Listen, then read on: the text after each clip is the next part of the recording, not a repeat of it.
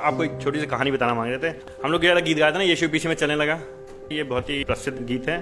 ये जो गाना है इसकी कहानी बताई जाती है, एक सत्य घटना पर आधारित है। एक सत्य घटना पे लगभग 150 से 200 साल पहले की बात है। ये असम में गारो जनजाति के लोग थे।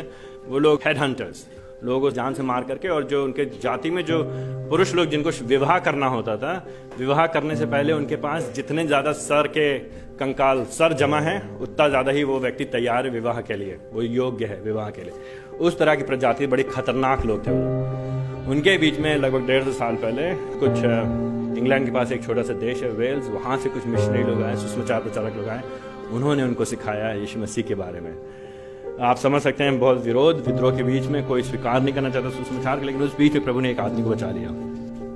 और जब प्रभु ने उस आदमी को बचाया, उसके लिए कहानी बताई जाती है। वो बचा, फिर उसने सुसमाचार बताना शुरू किया दूसरों को। उसकी पूरी जाति के लोग उसके विरोध में हो गए, उसके गांव के लोग विरोध में हो गए। और एक दिन उसको खड़ा किया गया गांव के चौराहे के बीच में। तो जो गांव का जो मुखिया था, जो उनकी जनजाति का मुखिया था, उसने कहा, तुम जो इस विदेशी भगवान के पीछे चल रहे हो उसकी आराधना करना बंद करो। उसकी आराधना करना बंद नहीं करोगे तो तुम्हारे जो 2 जवान बेटे हैं उनको अभी तीर से मार दिया जाएगा। उनको मारने में कोई दिक्कत नहीं, जान से मारने लो उनको कोई दिक्कत नहीं। उसी समय उसने अपनी भाषा में, और ये जो लय हम लोग आ रहे थे यीशु पीछे चलने का, ये विदेशी लय नहीं है, ये असामी लय है। ये उन लोगों की जनजातियों की लय है। ये जो सुर है ये यहाँ की हिंदुस्तानी सुर है।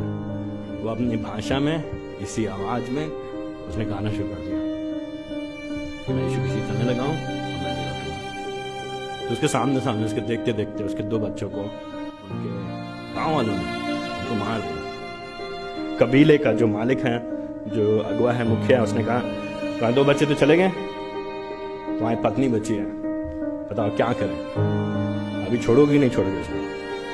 तो उसने फिर बताया, अगर मेरे साथ कोई आए चाहे ना आए, घर कोई मेरे साथ आए, ना लौटूंगा। फिर उसी के बाद उसके बच्चों के साथ उसकी पत्नी को उसी के साथ मार दी। फिर उसके बाद उसे कहा, तुम्हारे बच्चे चले गए, तुम्हारी पत्नी चली गई, अब तुम्हारी बारी है। उसने कहा, आंखें में सलीब के ऊपर लगी, सलीब मेरे आगे है, मैं वहां जा। फिर उसको मार दिया।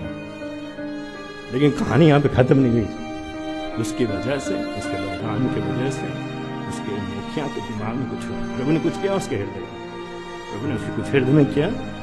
उसने प्रभु भरोसा किया और आज उस जाति के अधिकांश लोग प्रभु के पीछे आज भी चलने लगभग 200 साल के बाद।